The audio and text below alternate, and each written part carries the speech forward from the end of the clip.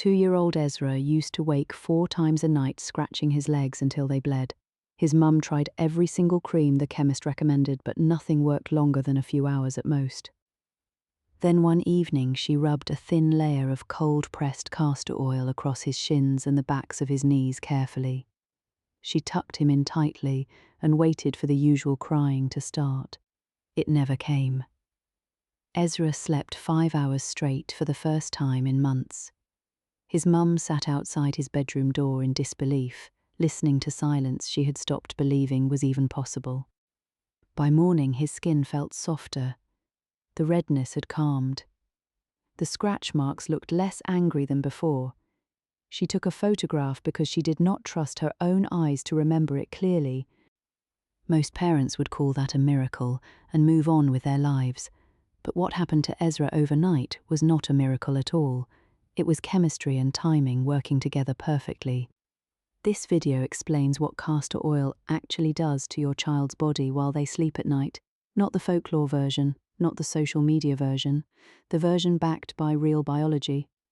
Before we go any further, I need to say this very clearly. This video is for education and information only. Every child is different, and what works for one may not suit another. Always speak with your child's own doctor before trying anything new on their skin or body. Especially if your child has eczema or any diagnosed skin condition or is under 6 months old. Good. Now let us talk about what really happens when you put castor oil on a child's body before bed. The answer begins with one fatty acid most parents have never heard of. That fatty acid is ricinoleic acid. It makes up about 90% of castor oil, and it behaves very differently from the fatty acids found in coconut oil or olive oil or shea butter. Ricinoleic acid has a hydroxyl group attached to its carbon chain. That tiny molecular detail gives castor oil its unusual thickness and its ability to sit on skin without evaporating quickly during the night. When you rub it onto your child's skin at night, it forms what scientists call an occlusive barrier. That barrier traps existing moisture inside the skin and prevents it from escaping into the dry air. Most baby lotions add moisture from outside the skin. Castor oil works differently. It keeps the moisture your child's body already produced locked exactly where it belongs, right beneath the surface where repair happens. This is the first mistake parents make. They assume more product means more moisture. But with castor oil, a very thin layer does more than a thick one, because thickness actually blocks skin breathing. Ezra's mum used barely half a teaspoon for both legs combined. She warmed the oil between her palms first and spread it lightly. That small amount was enough to change his entire night. But moisture protection is only the beginning of what happens. When castor oil sits on a child's skin during the hours of sleep, something else starts happening beneath the surface that most parents miss. Your child's skin repairs itself most aggressively between 10 at night and 2 in the morning. That window is when cell turnover peaks and the skin barrier is rebuilding itself from scratch entirely. If the skin is dry and cracked during that window, the repair stalls. The body spends energy managing inflammation instead of regenerating tissue. Castor oil changes that equation by sealing the surface barrier first. Think of it this way. When a wound has a bandage, the healing underneath accelerates. Castor oil acts like an invisible bandage, letting the skin focus on repair instead of constantly fighting moisture loss overnight. This is why nighttime application matters more than daytime. During the day, your child moves and sweats and touches things, and the oil gets wiped off within an hour or 2 at absolute most. At night, the oil stays put on the skin stays sealed. The repair window stays open. 3 things working together that simply cannot happen during the day, no matter how carefully you apply. And this brings us to the part that most parents never hear about. Castor oil is not just sitting on the skin doing nothing. It is also interacting with something inside your child's nervous system. That something is called the vagus nerve. What castor oil does to the vagus nerve at night is why some children sleep deeper and wake up calmer after just a few nights of consistent use. but it depends entirely on where you apply the oil and how old your child is when you start. Get the location wrong and nothing happens. Get the age wrong and you waste time. Most parents who try castor oil on children rub it on the arms or the legs, because that is where the dry skin is. For moisture alone, that makes perfect sense, and it does help. But they miss the abdomen entirely. The abdomen is where castor oil does something that arms and legs cannot replicate at all. Beneath your child's belly sits a dense network of nerve endings. Those nerve endings connect directly to the vagus nerve. The vagus nerve runs from the brainstem through the chest into the abdomen. It controls digestion and heart rate, and breathing and relaxation response.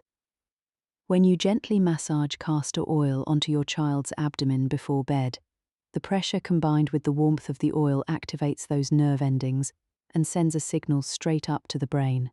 That signal tells the brain to shift from sympathetic mode, which is the alert fight or flight state, into parasympathetic mode, which is rest and digest. This switch helps your child fall asleep. Parents who rub oil only on limbs get the moisture benefit alone. Parents who include the abdomen get moisture plus nervous system activation. That is a completely different result from the same oil bottle. Here is the second mistake parents make. They use the wrong type of castor oil entirely. Not all castor oil is the same, and the difference between right and wrong type actually matters significantly. The oil you want is cold-pressed and hexane-free. Cold-pressed means extracted without heat, so ricinoleic acid stays intact and effective. Hexane-free means no chemical solvents were used during the processing at all. Jamaican black castor oil is popular, but it is roasted before pressing. Roasting changes the chemical profile and produces a much heavier oil that can be too thick for young children's skin overall. For children under 2, cold-pressed clear castor oil is gentler and absorbs more evenly across the skin. For children over 4, either type works, but clear cold-pressed remains safer for sensitive skin. The third mistake is quantity. Parents who see results with a small amount assume more must be better. Castor oil is one of the thickest plant oils, and too much creates real problems overnight. Excess oil traps heat against the skin. In young children whose temperature regulation is still developing, this causes discomfort, restlessness, and sweating. The child wakes irritable, which defeats the entire purpose of applying it. A pea-sized amount for the abdomen and half a teaspoon per limb. That is all. Warm it between your palms for 10 seconds first. The warmth helps it spread thinner and absorb more evenly. Now let us talk about age, because this is where the real trap sits. What works beautifully for a 2-year-old like Ezra can be completely wrong for a 6-month-old or a newborn baby. Under 6 months, most pediatricians recommend avoiding castor oil entirely on babies. A newborn's skin barrier is still forming. It is thinner and more permeable than an older child's skin by significant margin. Heavy oil on very young skin can overwhelm the developing barrier. It can clog pores still learning to regulate sebum and interfere with the natural colonization of healthy skin bacteria on the surface. Between 6 and 12 months, you can begin with the feet only. The soles of a baby's feet have thicker skin and fewer sebaceous glands. A tiny amount rubbed into each sole works best. Between 12 and 24 months, you can expand to include the abdomen. This is when vagus nerve activation becomes accessible. Gentle clockwise circles on the belly for 2 minutes before putting them down. After age 2, the full routine opens up. Abdomen plus limbs together. The nervous system is mature enough to respond meaningfully, and the skin barrier is robust enough to handle the full occlusive layer. But even at age 2, there are areas to avoid completely. Never apply castor oil near the eyes, the nostrils, or mouth. Never apply it to broken skin or active rash without your doctor approving. Always do a patch test before first full application. A small dot behind the ear or on the inner wrist. Wait 24 hours. No redness and no irritation means you are clear to proceed. This is the age trap that most parents fall into. They hear castor oil works and start using it the same way on every child, regardless of age. A baby and a toddler differ. The skin is different. The nervous system is different. The surface area relative to body weight is different. What helps a toddler sleep could overwhelm an infant's system entirely. Age is the instruction manual. If this is useful, make sure you subscribe right now. We release new videos every week explaining what your child's body needs at every developmental stage. Hit subscribe so you never miss one. Let us go deeper into what the science actually shows. The claims around castor oil range from completely reasonable to wildly exaggerated, and parents deserve to know which category each claim falls into. The moisture claim is solid. Dermatological studies confirm that ricinoleic acid functions as an effective occlusive agent. It reduces transepidermal water loss, which is the technical term for moisture escaping through skin. The anti-inflammatory claim is well supported. Ricinoleic acid has been shown to reduce markers of inflammation in tissue. Applied to irritated skin, it can calm redness and reduce itching within a few hours. The antibacterial claim has some support as well. Research shows ricinoleic acid inhibits certain bacteria on contact. This matters for children with skin irritation because bacteria can colonize cracked skin and slow healing. Now, here's where it gets more complicated. The claim that castor oil detoxifies the body through the skin has no strong clinical evidence. The skin is not a detoxification organ. That belongs to liver. Parents who apply castor oil packs to their child's abdomen, believing it draws out toxins, are operating on tradition, not evidence. The oil may help through vagus nerve activation, but not through detoxification. The vagus nerve claim sits somewhere in the middle. A small study from 1999 found that castor oil packs on the abdomen increased a specific immune cell type called T11 lymphocytes significantly. Those immune cells rose and stayed elevated for up to 7 hours after the pack was removed. That is a measurable response. But the study was small and has not been replicated in children. What we know with certainty is that gentle abdominal massage activates the parasympathetic nervous system through the vagus nerve. That connection is well established. Whether castor oil adds something beyond massage remains scientifically unclear. Practitioners report improved sleep, reduced constipation and calmer temperaments in children using castor oil regularly, but reports are not clinical trials. Observations can be influenced by expectation and by routine changes happening simultaneously, so here's the honest picture. Moisture and anti-inflammatory benefits are well supported by research.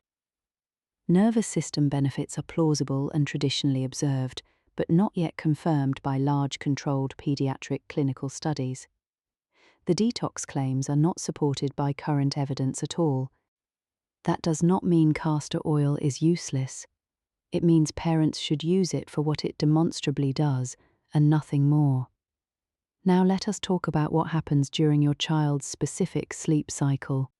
The timing of application interacts with sleep architecture in a way that amplifies everything we have discussed in this video. Children cycle through light and deep sleep roughly every 90 minutes. During deep sleep, the body releases growth hormone. Growth hormone is responsible for tissue repair, bone growth, and immune regulation throughout the night. If skin is itchy or uncomfortable, the child spends less time in deep sleep. They cycle back to light sleep more frequently. Each time they surface, they are more likely to wake up and scratch.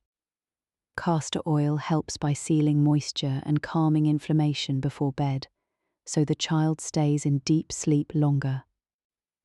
Longer deep sleep means more growth hormone release and better tissue repair by morning overall. This is not the oil healing your child directly.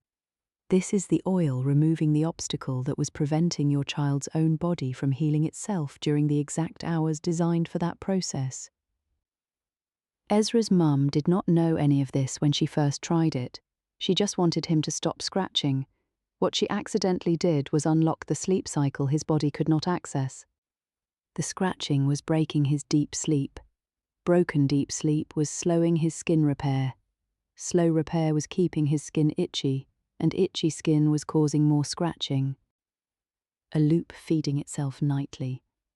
Castor oil broke the loop. Not by curing anything, but by giving his skin enough protection to let his body do what it already knew how to do when it was not being interrupted.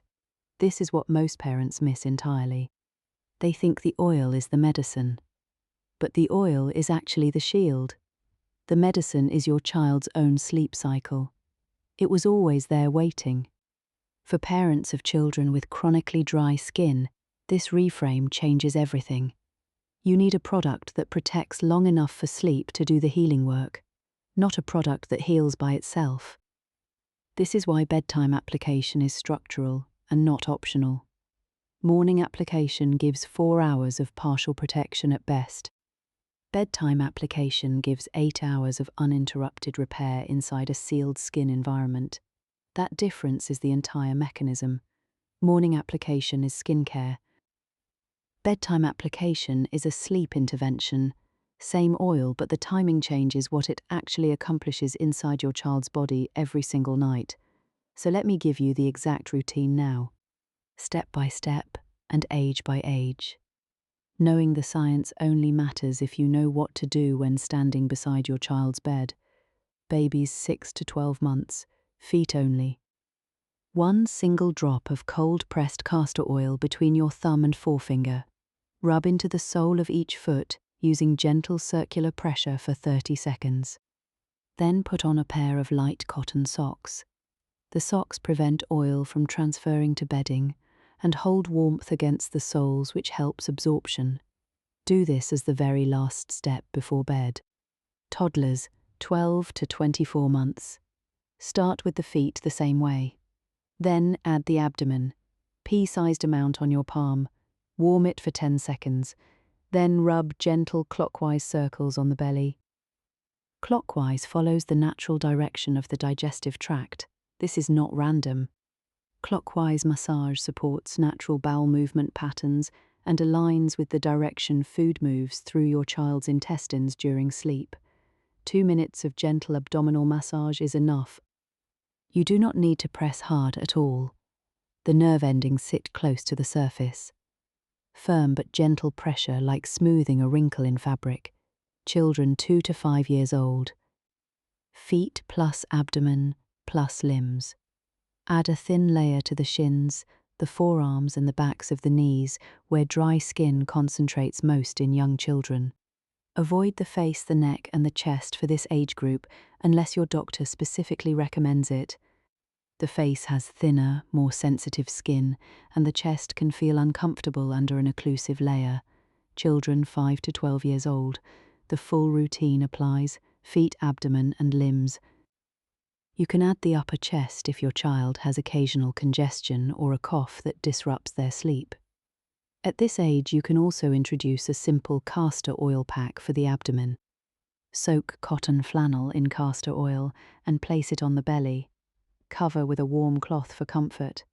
Leave the pack on for 30 minutes before bed. Do not let your child fall asleep with the pack on. Remove it first. The residual oil on the skin continues working through the night. Now here are the rules that apply to every single age group, without any exception. Always use cold-pressed hexane-free castor oil. Always do a patch test. Always warm the oil between your palms. Never apply to broken skin or open wounds or active rashes. Never use castor oil to replace prescribed medication. Never give it to your child to drink. Oral use in children requires direct medical supervision. If your child has a diagnosed skin condition like eczema or psoriasis, speak to your dermatologist before using it. It may help or it may not. It may need combining with other treatments. Keep a simple log for the first 2 weeks. Note the date, the amount used, and the areas covered, and how your child slept. Patterns will emerge within 7 to 10 days if it helps. If you see improvement after 2 weeks, then continue the routine. No change after 2 weeks does not mean it failed. It means your child's skin may need a different approach from your doctor. Consistency matters more than anything else here. Castor oil is not a one-night fix. The the moisture barrier needs repeated reinforcement to stabilize. Most parents report the third week is when the real shift appears. First week you notice softer skin. Second week the scratching reduces noticeably. Third week the sleep deepens. By the fourth week, the entire bedtime experience feels genuinely different for both you and your child. Ezra's mum kept her log carefully. Night 1, the scratching stopped. Night 4, the skin looked smoother. Night 9, he slept through completely for the first time ever. Night 14, she stopped checking constantly. That is not magic. That is a moisture barrier rebuilding itself inside a protected sleep cycle. Biology doing what biology does when you stop interrupting it and start supporting it with the right conditions. If this video helped you understand what castor oil does and does not do for children, then subscribe to this channel right now. We break down what your child's body needs at every age. Hit the bell so you see it the moment a new video goes live. Leave a comment telling me your child's age and what bedtime looks like in your house right now. I want to hear.